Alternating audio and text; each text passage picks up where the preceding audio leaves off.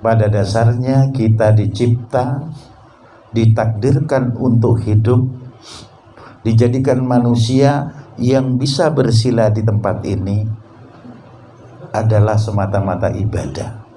Banyak ayat yang menjelaskan, yang paling umum adalah wa ma khalaqtul jinna wal insa illa liya'budun. Dan aku tidak menciptakan jin dan manusia illa liya'budun, agar jin dan manusia itu ibadah kepada Allah. Pertama yang kita garis adalah ibadah. Kalau kita kerucutkan lebih kecil, semacam sholat. Nah tentunya ibadah-ibadah yang kita lakukan di kehidupan ini termasuk sholat, ini adalah format ibadah vertikal kita kepada Allah. Makanya Rasulullah sallallahu alaihi wasallam dalam kitab Lubabul Hadis ini pernah saya baca, kata Rasulullah, ittaqullaha fis sholat, ittaqullaha fis sholat, ittaqullaha fis sholat. Allah, artinya Rasulullah sallallahu alaihi wasallam menekankan sampai takutlah kalian kepada Allah di dalam hal sholat, sampai 3 kali. Takutlah kalian kepada Allah dalam hal sholat. Saking pentingnya sholat sampai aksentuasinya lebih kuat. Sholat yang kita kerjakan tentunya harus ada muatan ilmu, iman, itu harus. Kalau kita sholat tidak berdasarkan ilmu, ini banyak resikonya. Kenapa harus sholat dengan ilmu? Karena orang melakukan sholat ini ada persyaratan-persyaratan. Kayak kita mau sekolah ada persyaratannya, kita mau masuk polisi ada persyaratannya, termasuk sholat juga ada persyaratannya. Sedangkan persyaratan sholat, kalau kita kaji kitab takrib, disarahkan oleh Fathul Qorib, di sana dijelaskan bahwa syaratnya sholat ini ada 2. Ada syarat wajibnya sholat, ada syarat sahnya sholat. Kalau syarat ini berada di luar sholat, cuman dia punya atau hal yang paling penting dalam sholat. Contoh sekarang syarat wajibnya sholat harus Islam, 2 akil berakal, 3 balik, umurnya sudah mencapai balik. Kalau kita di masyarakat ngelihat ada orang yang tidak sholat padahal dia wajib sholat, tinggal kita nyetelnya ketiga ini, oh mungkin dia bukan beragama Islam, atau dia Islam tapi tidak sholat, mungkin dia orang gila. Atau kalau ketiga, tapi ini orang tua tapi tidak gila, oh mungkin durung balik. Enek wong tuwek sing gak balik, wong tuwek sing gak gelem sholat. Ada orang waras tapi ngaku gila, adalah orang yang tidak gila tapi ngaku gila, dia tidak sholat. Nah ini, nah makanya syarat wajibnya orang sholat, kita ini semua sudah wajib sholat, tapi dalam kehidupan banyak yang ngentengkan sholat. Padahal Rasulullah sampai mengatakan 3 kali, ittaqullaha fis sholat, ittaqullaha fis sholat, ittaqullaha fis sholat. Jaga oleh kalian sholat. Kadang-kadang kita, aku sholat, aku gak mangan, gak megai, cari ini sopo. Ayam itu punya, ada ayam masuk di bank, dia kerja di perbankan, ada? Enggak ada. Ada anjing jadi dosen baru dia dapat duit, ada. Anjing, ayam, dia tidak kenal pekerjaan, makan dan hidup sampai saat ini. Manusia karena akalnya ini main, aku langsung sholat terus, iso-iso aku gak mangan. Nah ini, karena apa? Lebih tawakal kepada pekerjaan daripada kepada Allah. Kerja itu wajib, tapi juga kewajiban kepada Allah itu mutlak. Nah ini zaman sekarang kan banyak yang begitu. Aku gak megai, gak mangan, karena sudah keyakinannya, zonnya begitu. Akhirnya gak mangan tengenan, gak megai. Karena apa? Ana inda zonni abdibi. Kalau persangkaan hamba itu seiring dengan hatinya, karena Allah itu menurut persangkaan hamba, kalau dia yakin begitu, yakin. Nah, makanya jiwa-jiwa muda keyakinan itu dibentuk. Karena apa? Kewajiban ini. Orang itu tidak berkualitas karena tidak punya keyakinan. Biar sudah dekat dengan kiai mana, nggak punya keyakinan, nggak berkualitas. Paling dekat dengan kiai, besoknya hilang. Dengan kiai anu lagi hilang. Besok akhirnya wis tuwek ngomong, aku le Kiai Nuswantoro kita tekoni kabeh, tapi gak tahu sembahyang. Nah di sini jadi kebanggaan, tapi gak tahu sholat. Nah di sini makanya penekannya sholat ini adalah suatu hal yang wajib. Itu dari syarat wajibnya. Kemudian syarat sahnya sholat. Supaya kita sholat ini sah, tentunya ada suci dari hadas, dari najis, nutup aurat, tahu waktunya sholat, kan begitu. Nah di sini pentingnya, kalau kita sholat tentunya ingin sah, pasti harus tahu wudu. Wudu ini belajar. Nah di sini ada GT dari Sidogiri belajar wudu yang benar itu bagaimana. Asal jangan pokoknya air ditaruh di mukanya kayak capung tuh langsung berangkat, tidak. Kita harus tahu batasannya. Nah di sini ini pentingnya kita juga supaya sholat kita sah, kita harus tahu wudunya yang baik. Kalau sudah ini syarat wajibnya sudah paham, syarat sahnya sudah ngikuti, baru ada yang namanya rukun sholat. Ini baru di dalam sholat, kayak niat, berdiri, takbiratul ihram, i'tidal dan seterusnya. Saya kalau sholat tidak bisa khusyuk. Orang itu untuk khusyuk 100% susah. Khusyuk-khusyukkan saja. Tidak khusyuk-khusyukkan. Lama-lama nanti akan jadi khusyuk.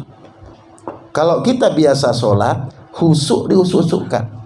Jangan kayak ada cerita orang Sunarto, Ibrahim dan Musa. Ada Sunarto jadi imam, Ibrahim dan Musa jadi makmum. Wes pura-pura khusyuk. Sing Sunarto mojo sabbihisma rabbikal a'la. Kan terakhir pasti nek kalimat Ibrahim wa Musa kan begitu. Sing Ibrahim dan Musa noleh kok awak dhewe disebut. Akhirnya sepakat Ibrahim dan Musa. Sunarto juga kan. Rusak sholatnya. Karena nggak ada ilmunya tadi. Makanya harus pentingnya belajar sholat. Kita ini sholat tapi yang terarah. Makanya ada ustadz yang ada ustadz tugas itu. Kita belajar. Jangan kita untuk belajar sholat jangan merasa kita sudah tua atau senior, tidak penting. Yang penting kita bisa untuk mencari ridho Allah. Jangan pernah gengsi untuk belajar, karena kewajiban belajar ini dari kita ceprot lahir sampai liang lahat. Nah ini penting. Itu pertama. Indikatornya orang takwa adalah menjaga sholat, melaksanakan sholat. Yang kedua, indikatornya orang takwa, ittaqullaha fima malakat aimanukum. Ittaqullaha, takutlah kepada Allah, fima malakat aimanukum. Ini maknanya kalau di kitab tafsir ini amat. Artinya budak perempuan. Kalau di kitab-kitab tafsir yang disebut ma malakat aimanukum itu. Artinya al-milkul yamin. Tapi kalau di sini maksudnya takutlah kepada Allah fima malakat aimanukum, kepemilikanmu, terhadap kepemilikan apa yang kita miliki. Contoh, kita punya istri, punya anak, punya harta, ini harus dijaga. Apalagi seorang istri, kadang-kadang laki-laki jadi Anwar Zahid, wong zaman saiki akeh sing mati enom karena disentaki bojone. Nah makanya karena ngatur istri. Kadang-kadang suaminya ngomong siji, anu dong, mama, plang, piring pecah. Lagi ngomong bla bla bla bla, sendok hilang. Setelah diselidiki ternyata didol kan duwe di sana. Nah di sini tentunya kepemilikan kita, istri ini yang ngatur kita. Ingat, kadang-kadang banyak kita mau ibadah, kita mau pengajian, kita mau kemana saja untuk mencari ridhonya Allah, kalau sudah istri ngomel akhirnya nggak jalan. Nah ini resiko. Karena apa? Suami ini bapak rumah tangga. Pertanyaannya di sana akan bahaya. Makanya harus tetap kita punya peranan. Sehebat-hebatnya istri, kita tetap punya peranan. Artinya ngatur dia, jangan kita diatur. Kalau sudah terbalik urusannya nanti. Dan banyak yang terjadi di masyarakat macam itu. anak juga harta. Kepemilikan kan harta. Harta, ingat, dimanapun manusia harta itu ditanya dua hal, dari mana dan untuk apa. Pertanyaannya dua, dari mana dapatnya, untuk apa selanjutnya. Oh, saya dapat dari kerja nukang, saya melarat malaikat, begitu ditanya untuk apa selanjutnya. Ini pertanyaannya juga berat. Artinya kepemilikan kita terhadap harta ini adalah pertanyaan yang paling berat nanti di akhirat. Memang hidup di dunia ini miskin juga jelek, kadang-kadang dipandang orang. Kaya memang enak di dunia, tapi nanti di akhirat banyak masalah. Yang paling enak apa? Ya cukup untuk di dunia dan juga untuk di akhirat. Sebagaimana doa kita, Rabbana atina fid dunya hasanah wa bil akhirati hasanah wa qina adzabannar. Lek sugih bisa nyumbang, lek melarat ojo dadi ngemis. Nah ini kadang-kadang merasa melarat, kakinya dibungkus kayak orang puntung. Nah, di pasar-pasar nyuwun paring Pak. Nah, ini karena faktor malas saja. Setelah dibuka oleh dinas sosial ternyata utuh. Kan ini memalukan. Padahal itu kaya memang untuk cari duit begitu. Nah, kalau kita umat Islam, kita tetap berupaya. Karena apa? Pekerjaan kita kerja ini wajib, karena punya anak, punya istri. Tapi kewajiban kepada Allah jangan sampai ditinggalkan dan jangan sampai ditanggalkan. Yang ketiga, ittaqullaha fid dha'ifaini al-mal'atil armila was-sabil yatim. Takutlah kepada Allah dengan dua orang dhaif. Maksudnya ada hamba Allah yang patut kita kasihani. Nah ini hati-hati. Ini oleh Allah disuruh kita menjaga atau memelihara dua. Pertama, al-mar'atil armilah, rondo, janda. Yang kedua, anak yatim. Nah ini kalau salah memahami, ada hadis mengatakan suruh jaga janda dan anak yatim. Kadang-kadang zaman sekarang kan pinter, dia datang berkunjung karena punya ada janda punya anak yatim. Bu, biar anak yatimnya ini saya bantu, saya siap jadi bapak asuh. Nah ini, tapi ngelirik ibu tapi di hatinya ngomong bukan jadi bapak asuh, tapi siap jadi bapak tiri. Nah ini banyak yang terjadi. Maksudnya dari Rasulullah, dia kita bantu, dia kita tolong karena dia golongan du'afa, orang lemah. Bukan jandanya yang diambil, tapi dia dibantu secara materi kalau kita mampu. Artinya kita memberi kasih sayang, jangan salah pasang. Anaknya dikasih, ibunya disayang. Nah, ini yang bahaya. Kalau ditanya, wah ini orang du'afa yang perlu saya kasih sayang. Nah, double. Ini banyak yang terjadi di masyarakat. Padahal kalau memang ada janda tua, renta, terus punya anak yatim, mungkin tidak ada ngelirik, karena tidak pas dan tidak cocok. Apalagi semlohe, mesam-mesem, halo hai kan. Oh diapelin terus. Kenapa mas kesana terus? Enggak, saya berkasih sayang dengan anak yatim. Ini terjadi di masyarakat karena ternyata dia hanya memperhatikan mboe kan. Memang pahalanya orang memberi kepada janda-janda miskin, orang-orang miskin ini luar biasa. Kata Rasulullah sallallahu alaihi wasallam, asai alal armilah wal masakin kal mujahid fisabilillah. Orang menolong janda, orang-orang miskin sebagaimana orang berjuang di jalan Allah. Nah, hebatnya.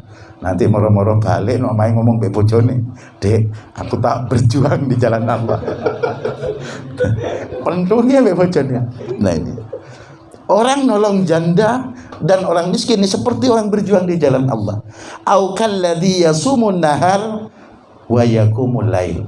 Atau seperti orang yang puasa di siang hari dan orang yang sholat malam. Itu cuma nolong janda dan orang-orang miskin. Hebat pahalanya. Cuman jangan salah niat, tata niat yang bagus karena Allah. Kalau salah niat, akhirnya dapat jandanya membingungkan anaknya. Ini yang terjadi. Oleh karenanya ini tadi intinya indikator orang takwa 3. 1, sholat. Yang kedua, menjaga kepemilikan kita. Yang ketiga, mengasihani kaum du'afa, yang salah satunya adalah para janda dan orang-orang miskin. Mudah-mudahan bermanfaat. Al-afu minkum. Wassalamualaikum warahmatullahi wabarakatuh.